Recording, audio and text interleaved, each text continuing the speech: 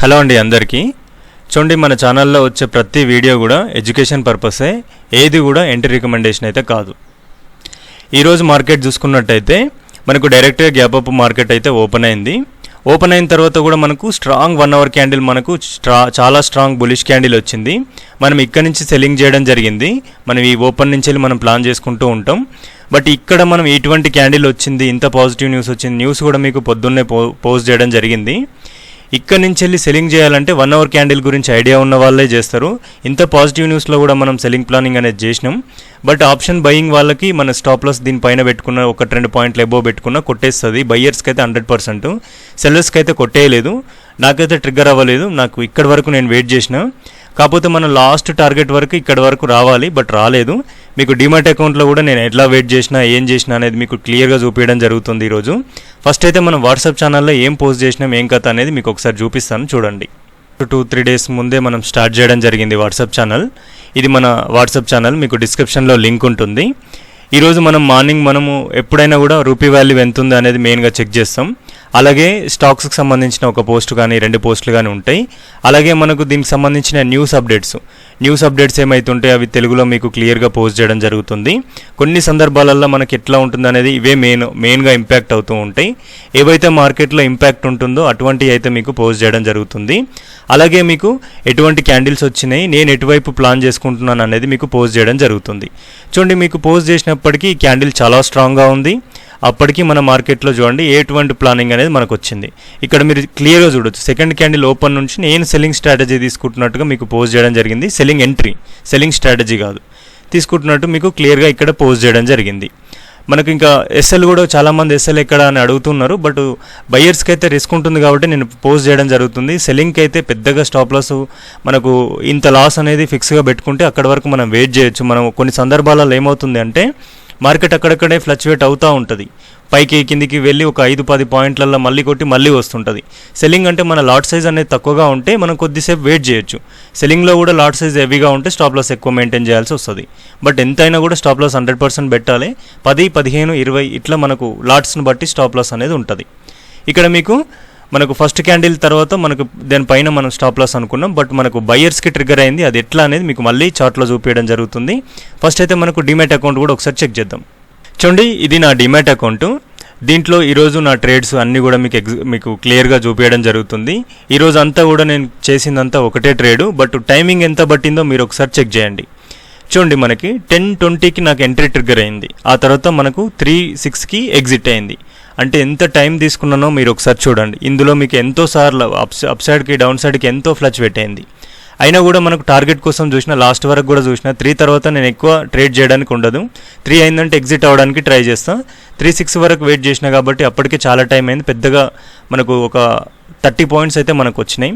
మనకు single lot కాబట్టి మనము ఏంటంటే మనకు లాస్ ఒక 1000 to 1500 అనుకుంటాం కదా. దాని ప్రకారంగా మనకు లాట్ సైజుని బట్టి ఎక్కువ లాట్ సైజెస్ ఉంటే మనకు ఈజీగా వచ్చేస్తుంది. ఇలా మనకు 1-2 లాట్స్ ఉంటే మాత్రం కొంచెం వెయిట్ చేయడానికి అవకాశం ఉంటుంది. ఇక్కడ మనకు 10:20 నుంచి వెళ్ళి 306 మనకు 3:06 అయినా కూడా మనం అంత టైం తీసుకోవడానికి కారణం ఏంటంటే సింగిల్ లాట్ కాబట్టి. అట్లా మీకు ఆప్షన్ సెల్లింగ్ మనకు మళ్ళీ అడ్వాంటేజ్ ఉంది. లాట్ సైజెస్ తక్కువ వల్ల ఇంకా అడ్వాంటేజ్ ఉంటుంది. ఎప్పుడైతే లాట్ సైజెస్ పెరుగుతాయో మనం కంట్రోల్ తప్పుతాం. అలాగే మనము ఏదైతే మనకు లాసెస్ వస్తుంటాయి చూడండి, అప్పుడు మనకు ఎప్పుడైతే కంట్రోల్ అయిపోతామో లాసెస్ పెరుగుతూనే ఉంటాయి కానీ తగ్గవు.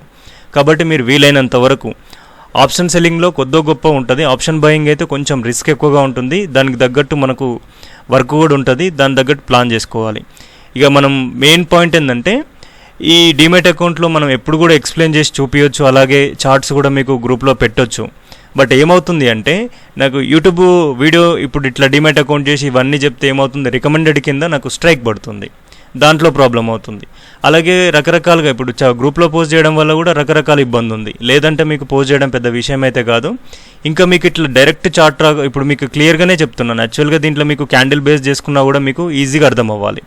ఇది మీకు అర్థం అవ్వట్లేదు అంటే కొంచెం మీరు ఇంకా కూడా కొంచెం ట్రై చేయాలి. ఏంటంటే మనకు చార్ట్ ఇక్కడ ఉంది. ఇప్పుడు 24,150లో ఉంది. ఇక్కడ మనం ఏ స్ట్రైక్ ప్రైస్ తీసుకుంటే ఎంత ఉంటుంది, ఓపెన్ ప్రైస్ ఎంత, మనకు హై ఎంత ఉంది, స్టాప్ లాస్ ఎంత ఉంది చూసుకుంటూ చేయడం ఇంకా కొంచెం అర్థం అవ్వట్లేదని అర్థం. దీనికి సంబంధించి ఒక వెబినార్ పెడదాం అనుకున్నాను. ఆలోపే టెలిగ్రామ్ బ్యాన్ అయిపోయింది. ఓకే, మళ్ళీ వచ్చిన తర్వాత వెంటనే పెట్టి దానికి సంబంధించిన మీకు పూర్తి డేటా కూడా ఇస్తాను. బట్ మెయిన్ పాయింట్ ఏంటంటే మీకు స్ట్రైక్ ప్రైజెస్ మనకు బయింగ్ చేసే వాళ్ళు అయితే ఖచ్చితంగా ఐటీఎం సెలెక్ట్ చేసుకోండి. సెల్లింగ్ వాళ్ళు మనకు లో ఎంత తీసుకున్నా 150, 100 ఈ లోపు మాత్రం సెల్లింగ్ చేసుకుంటే సరిపోతుంది. 200 బిలో మనం సెల్లింగ్ చేసుకుంటే సరిపోతుంది. ఓకేనా? ఇంకా కూడా మీకు డౌట్స్ ఉంటే మీరు కమెంట్ సెక్షన్లో అడగవచ్చు. మనకు ఈ వాట్సాప్ ఛానల్లో మీకు ఎటువంటి మెసేజెస్ కానీ ఏది కానీ చేయడానికైతే లేదు. మనకు ఇంకా మెంబర్స్ పెరిగితే ఏమన్నా ఎనబుల్ అవుతే ఈ మెసేజ్ చేయడానికి కానీ ఏదన్నా ఉంటే మీకు చేస్తాను. ఇప్పుడైతే మనకు ఎటువంటిది కూడా లేదు, అన్ని రిస్ట్రిక్షన్గానే ఉన్నాయి ఈ ఛానల్కి సంబంధించి. నేను తప్ప వేరే వాళ్ళు చేయడానికైతే లేదు. ఓకేనా? ఇది మన వాట్సాప్ ఛానల్. ఎంట్రీ గురించి ఒకసారి మనం చార్ట్లో చూద్దాం. ఈరోజు మనం స్టాక్ మార్కెట్ సంబంధించిన మెయిన్ న్యూస్ చూసుకున్నట్టయితే మీకు ఆల్రెడీ తెలిసిందే కదా, యూఎస్ అండ్ ఇరాన్కి సంబంధించి చర్చలు అయితే సఫలమై వీళ్ళు సీజ్ ఫైర్ అయితే జరిగిపోయింది. మన వారు కూడా కంప్లీట్గా ఆపేస్తున్నట్టు కూడా అనౌన్స్మెంట్ అయితే చేసిర్రు.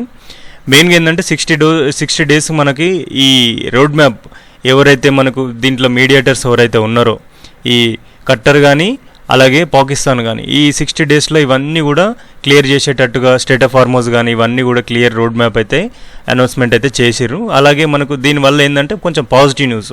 ఆల్రెడీ మనకు క్రూడ్ ఆయిల్ ప్రైజెస్ చాలా హెవీగా పెరిగి ఉన్నాయి కాబట్టి కొంతవరకు కరెక్షన్ అయితే జరిగింది.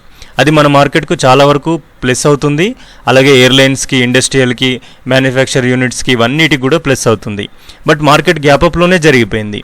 ఆ తర్వాత మళ్ళీ మనకు కొన్ని చిన్న న్యూస్లు అయితే ఉన్నాయి. మెయిన్గానైతే ఇవే. మనకు రేపటి మార్కెట్లో మనకు దీనికి సంబంధించిన ఇంకా కొంచెం డేటా రావాల్సింది ఉంది. అలాగే మనకు ఇజ్రాయెల్కి సంబంధించిన డేటా కూడా ఉంది. మీకు మార్నింగ్ మీకు వాట్సాప్ ఛానల్లో పోస్ట్ చేస్తాను క్లియర్ డేటా అంతా కూడా. ఆ తర్వాత మీరు ఒక డెసిషన్కి రావడానికి ఈజీగా ఉంటుంది. ఈ ఎఫ్ఐఆర్స్ డేటా కూడా మీకు రేపటి నుంచి వెళ్ళి మన వాట్సాప్ ఛానల్లోనే వస్తుంది. ఎఫ్ఐఆర్స్ డేటా కానీ, రూపీ వాల్యూ కానీ, వారికి సంబంధించిన అప్డేట్స్ కానీ అన్నీ కూడా మీకు మార్నింగ్ ఒక పోస్ట్ అయితే చేయడం జరుగుతుంది. అలాగే ఎంట్రీకి సంబంధించి కూడా మీకు 10:30 లోపు మీకు ఎంట్రీకి సంబంధించి కూడా వస్తుంది. 10:30కి లోపడైతే మాత్రం మనకు ఎంట్రీలో ఎటువంటి ఎంట్రీస్ కూడా ఉండవు. ఓకేనా? ఇది న్యూస్. చూడండి, మనం నిఫ్టీ చూసుకున్నట్టయితే రేపు ఎక్స్పైరీ ఉంది. అందుకనే ఒకసారి డే టైం ఫ్రేమ్లో కూడా మీకు చూపించడం కోసం పెట్టడం జరిగింది.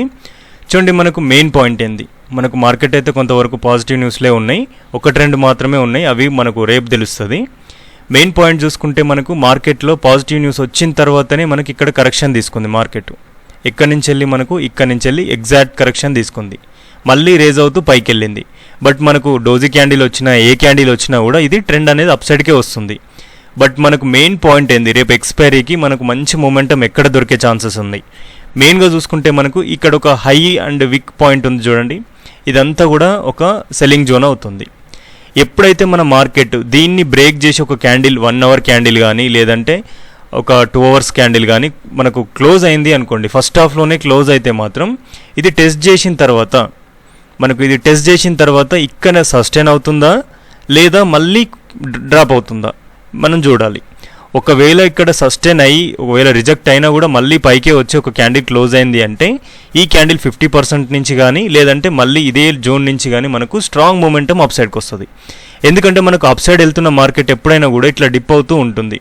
ఇప్పుడు ఇది మనకు డిప్గా మనం భావిస్తే ఇది ఎప్పుడైతే ఇది బ్రేక్అవుట్ చేస్తుందో ఈ బ్రేక్అవుట్ చేసినాక రీట్రేస్మెంట్ తీసుకొని అప్ సైడ్ వెళ్ళిపోవాలి.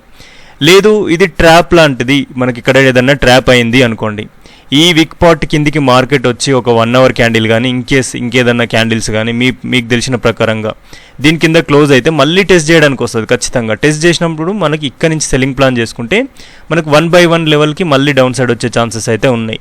ఎప్పుడైనా కూడా ఒక హై క్రియేట్ అయిన తర్వాత ఈ హైకి వెళ్ళిన తర్వాత మళ్ళీ మార్కెట్ ఫాలో అవ్వడానికి ఛాన్సెస్ అయితే ఉంటాయి.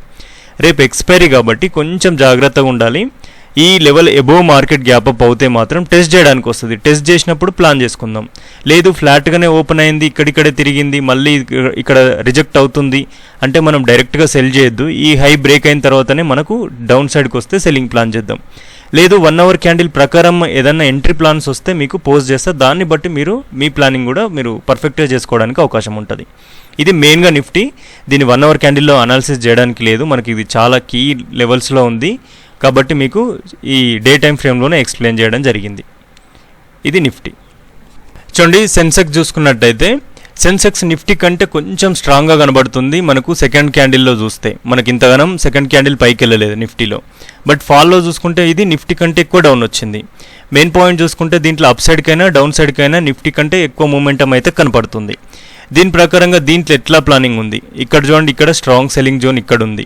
ఇందులో కూడా మనకు ఈ 77,492 ఈ లెవెల్ బ్రేక్అవుట్ అయ్యి సస్టైన్ అవుతాయి అప్ సైడ్కి. లేదు ఇదే జోన్కి పైకి వెళ్ళింది అనుకోండి, ఇక్కడ రిజెక్షన్ వస్తే మనం సెల్లింగ్ ఛాన్సెస్ ఉన్నాయి. లేదు మళ్ళీ మెల్లగా ఇదే ప్రైస్ యాక్షన్ చేసుకుంటూ కిందికి వస్తుంది అంటే ఒక బులిష్ క్యాండిల్ తర్వాత ఏదైనా సెల్లింగ్ ప్లానింగ్ ఉంటే ఇక్కడే చేయాలి. బేరిష్ క్యాండిల్ ఎబో నెక్స్ట్ ఇంకో బేరిష్ క్యాండిల్లో మనం సెల్లింగ్ అనేది చేయకూడదు. ఎందుకంటే ఇది ప్రైస్ యాక్షన్ చేస్తుంది కాబట్టి ఎప్పుడు రిటర్న్ వెళ్ళిపోయేది తెలియదు. కాబట్టి ఒక బేరిష్ క్యాండిల్ చూసి ఇమీడియట్గా ఇంకో బేరిష్ క్యాండిల్ వస్తుందని ఎక్స్పెక్ట్ చేయొద్దు. ఇక్కడ వచ్చింది కదా అంటే చాలా సందర్భాలలో మిస్యూజ్ కూడా అవుతుంది. ఒక సందర్భాలలో వస్తుంది, బట్ మనం తక్కువ 1:1, 1:2 లేదంటే మనం ఒక ఎక్కువ లాట్ స్కాల్పింగ్ లాంటి వాళ్ళు సెట్ అవుతుంది. బట్ వెయిట్ చేద్దాం టార్గెట్ దాకా అనుకునే వాళ్ళకి మాత్రం సెట్ అవ్వదు. ఓకేనా, ఇది సెన్సెక్స్. చూడండి బ్యాంక్ నిఫ్టీ మనకు అయితే మంచి అప్సైడ్ రేజ్ అవ్వడానికి ట్రై చేస్తుంది, లేదంటే కన్సల్టేషన్ మోడ్లో ఉంటుంది.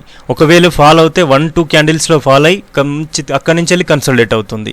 కాబట్టి దీంట్లో మనం మెయిన్ పాయింట్ ఏంటంటే దీంట్లో మనము సెల్లింగ్ ఛాన్సెస్ తీసుకుంటే మనం స్ట్రాంగ్కి వచ్చే క్యాండిల్లోనే ఉండాలి. అందులో లేదు అనుకుంటే ఇంకా మనం చేయొద్దు.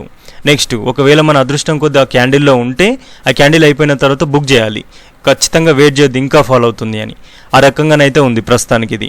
దీంట్లో మనకు అప్సైడ్ ప్లాన్ చేసుకుంటే 58,021 ఈ ఎబో మనకు మార్కెట్ సస్టైన్ అవుతే మనకు కీ లెవెల్ ఉంది ఒకటి 58,230 లెవెల్. ఇక్కడ కూడా మనకు రిజెక్షన్స్ వచ్చే ఛాన్సెస్ అయితే ఉన్నాయి. ఇది బ్రేక్ అవుతే మనం ఇంకా అప్సైడ్ వెళ్ళడానికి ఛాన్స్ ఉంది. డౌన్ సైడ్కి కూడా మనకు 57,780 తర్వాత మనకు డౌన్ సైడ్ ఛాన్స్ ఉంది.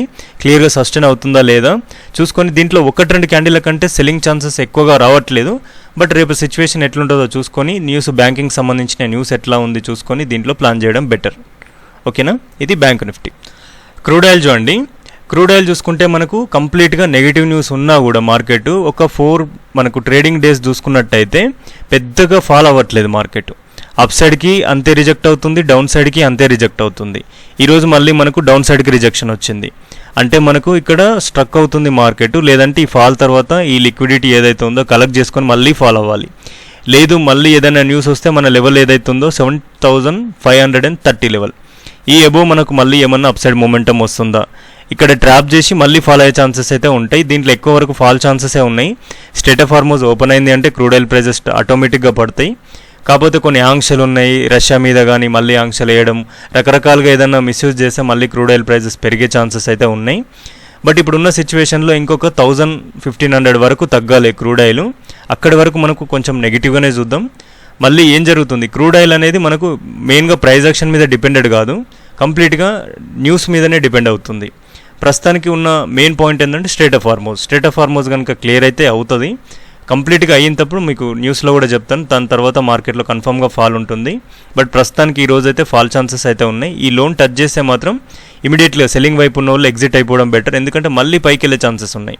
లేదు దీని కింద మనకు సస్టైన్ అయింది ఒక రోజు అంటే మాత్రం మళ్ళీ కిందికి చాలా వరకు ఫాల్ రావచ్చు. ఎందుకంటే మార్కెట్లో ఫాల్ స్టార్ట్ అయింది, కన్సల్టేషన్ ఫాల్ ఇట్లనే ఉంటుంది ప్రస్తుతానికి మార్కెట్.